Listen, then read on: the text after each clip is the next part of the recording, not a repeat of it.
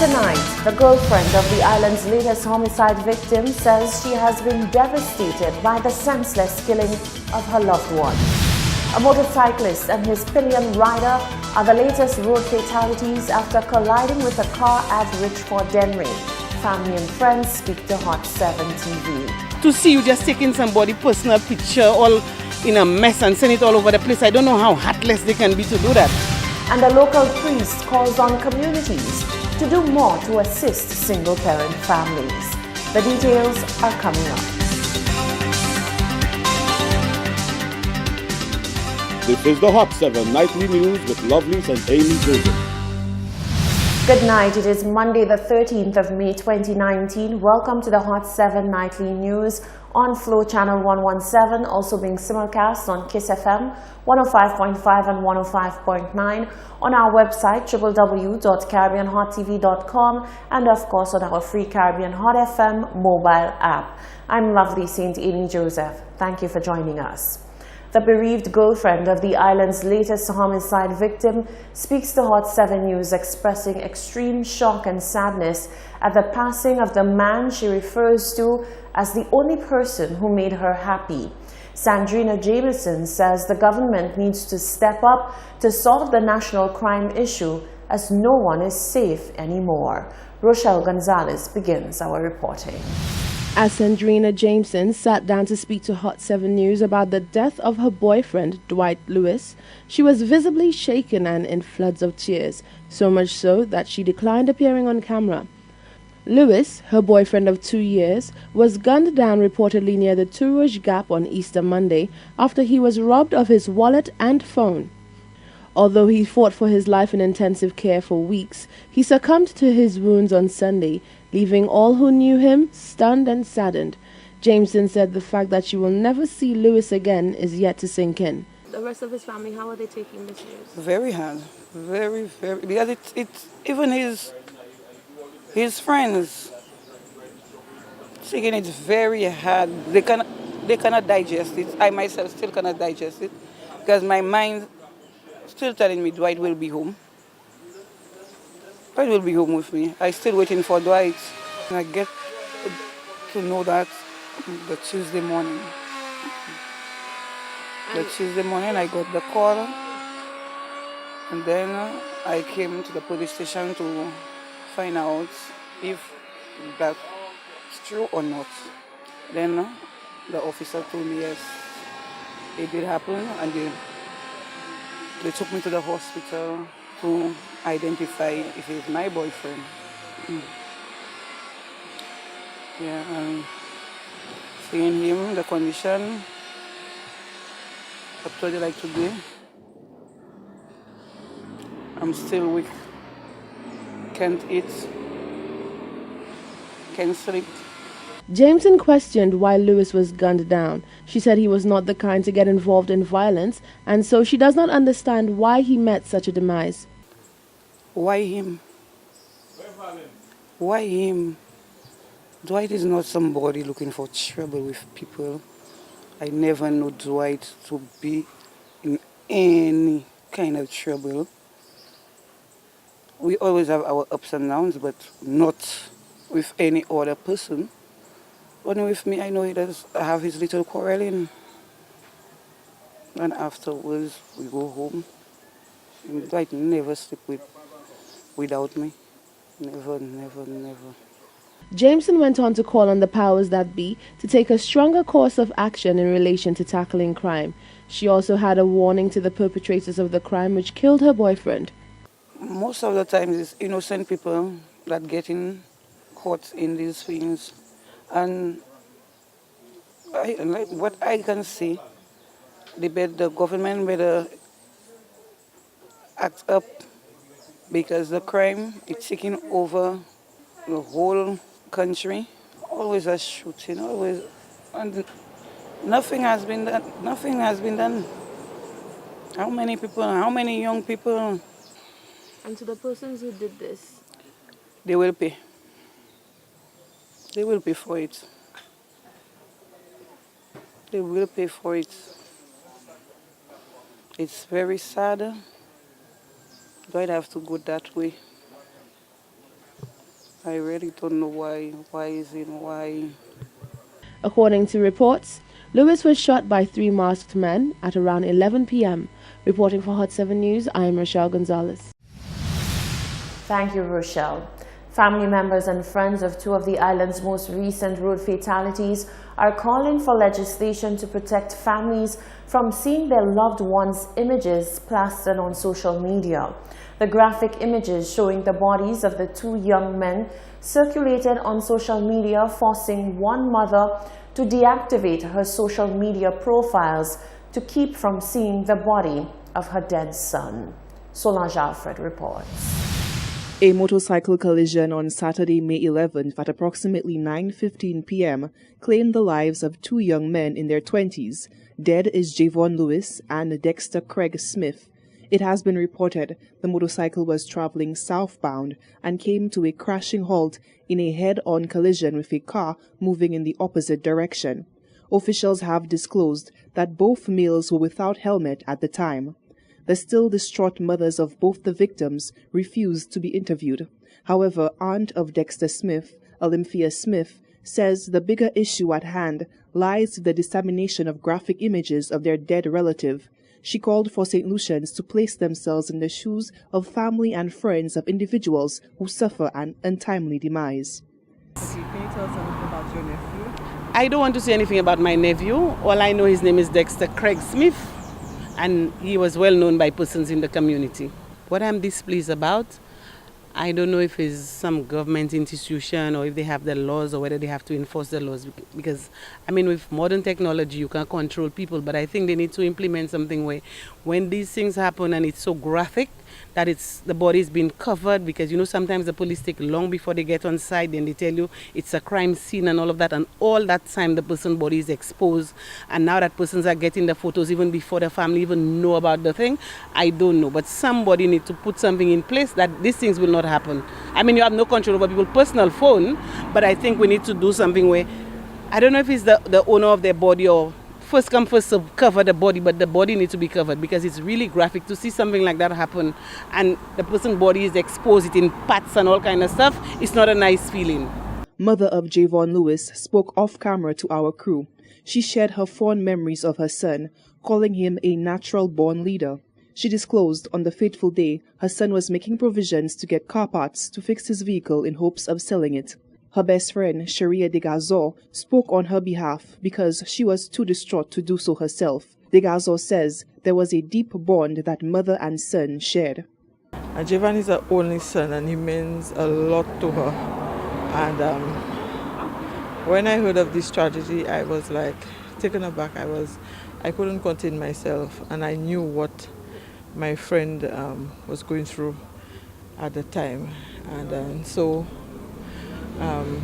Javon had a passion for motorcycles and riding, but I know as a concerned and loving mother that she is to him, she really supported him, but mother was really not really in favor, but she did provide him with that support because she had that deep-seated love for her one and only child. And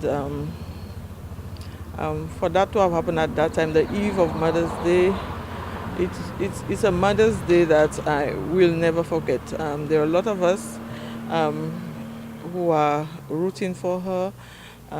She lost her mother and a brother within the past 5 years, and that has taken a toll on her. The family friend also made an urgent plea to members of the public sharing the graphic images of the dead bodies. Social media users, telephone users, and for an incident like that to happen to someone with an only child, and so for it to get to, overseas and all over the world, in that state, and for her to be seeing her child on media in that kind of way, even before she was officially informed, that I think we need to curb on that kind of behavior as a people, as a society. And I think if it's not going away, I think the authorities need to step in and to place in some legislation or do something to contain that kind of behavior, because it doesn't augur well for us as a society, because the impact it has had on my friend, it is so, terrible, and for persons who just look at it as a social activity to spread all over the world, I find it is very insensitive, and I think that's something we need to reconsider when we carry out our daily activities and we come across incidents like that. Degazor was optimistic that something positive, like greater public empathy to victims, can come out of the unfortunate situation. Reporting for Hot 7 News, I am Solange Alfred.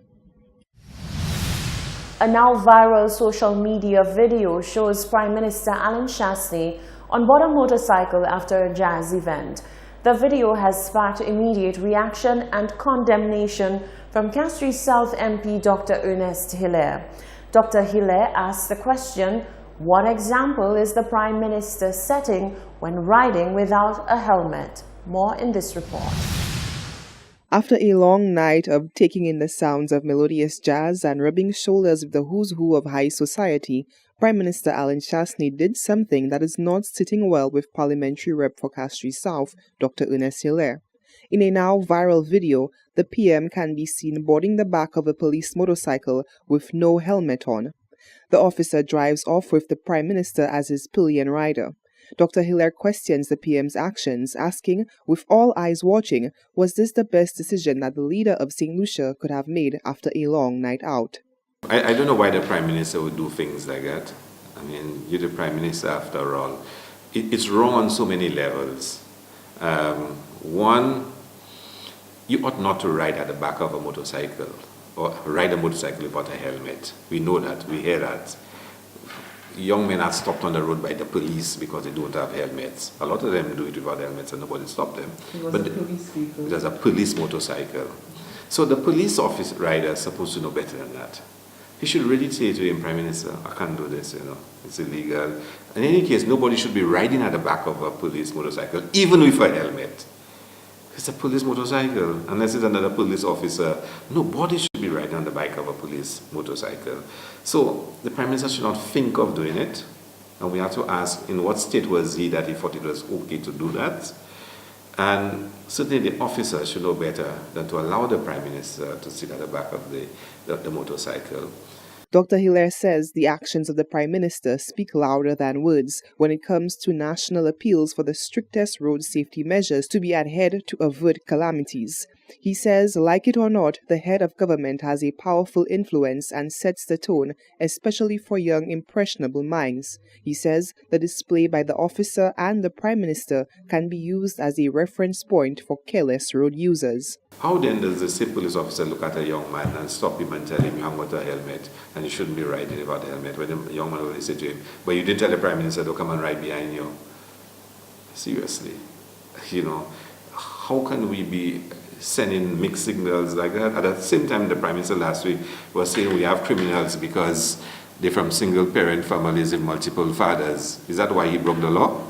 We should know better than that, and it's all the wrong signals. And sometimes, I guess, as a politician, you want to be popular, and you want to show you're cool, and you're normal, and you will do things. But I guess, you have to give more thought to the things that you do. And I guess we all make mistakes, but at a certain level, you're not allowed to make mistakes like that. And it's so simple a mistake. It was not necessary for the Prime Minister to go on the back of a police bike after a whole night of jazz, of talking, drinking, and merriment and having fun, to go at the back of a police motorcycle without a helmet. On the other hand, there are some who argue that this is just a kicking up of dust by the opposition, but the MP says it can be no trivial matter when it comes to actions that can help save a life. Advocacy about the wearing of helmets has intensified following a number of road fatalities. On May 11, 2019, 2 residents of Grand Riviere Dennery died in a motorcycle accident. Reporting for Hot 7 News, I am Solange Alfred. Thank you, Solange. Social Justice Minister Leonard Spider-Montooth is calling on the nation as a collective to tackle crime. He says when it comes to this scourge, the administration of the day should not matter. Instead, it should be an all-in approach. Leonard Spider-Montooth is using the island's independence slogan, All In, to implore St. Lucians to play their part in tackling one of the nation's biggest issues, crime. The Grosley MP told Hot 7 News that in the face of a growing issue, it is time to put the party blame game aside and to look at the bigger picture. To the people who insist upon holding on to such reservations, he had this to say to them. What I have to say to those people is that they stop looking at colors and look at our nation as a country and understand that they too have a role to play. It is not the red or the yellow, it is us. We all are in this together. And the responsibility is not that of the red or the yellow, it is all of our responsibility. Like I said, it is the police, it is the church, it is the school, it is the family, it is the wider society. It is you and it is me. Montoud called the current crime situation plaguing the island a sad state of affairs. He said the statistics are clear indications that a lot more work needs to be done in order to equip the nation's youth with the wherewithal to resolve conflict, avoid deviant behavior, and to avoid the descent into criminal lifestyles. As a society, we have to recognize that the role and responsibility is not only that of the police, it is not only that of the government, but there are many other institutions who do and who can play a role. For example, the church, the schools, the family, and the wider community as well has to get involved in ensuring that they do whatever it is that they can to guide, to lead, and to nurture our young people away from such activities and to ensure that we have a better society. I think it is sad because at the end of the day, not only the victim of crime is a victim, but the perpetrators are victims as well. Because when that happens, we lose the people who have lost their lives and we lose the victims who are incarcerated and who can otherwise contribute to society in a more meaningful way. And so I'm saying that we have to find ways and means to divert those young people into more productive, more socially accepted behaviors and engagements. So far, the island has recorded 13 homicides. Reporting for Hot 7 News, I'm Rochelle Gonzalez. You're watching the Hot 7 Nightly News. Still to come, the National Workers' Union calls for an investigation into the labor practices of Secure St. Lucia. Labour Minister Stephenson King calls the fuss being made over the lack of a Labour Commissioner much ado about nothing. And was Jazz 2019 a success? That and more coming up after the break.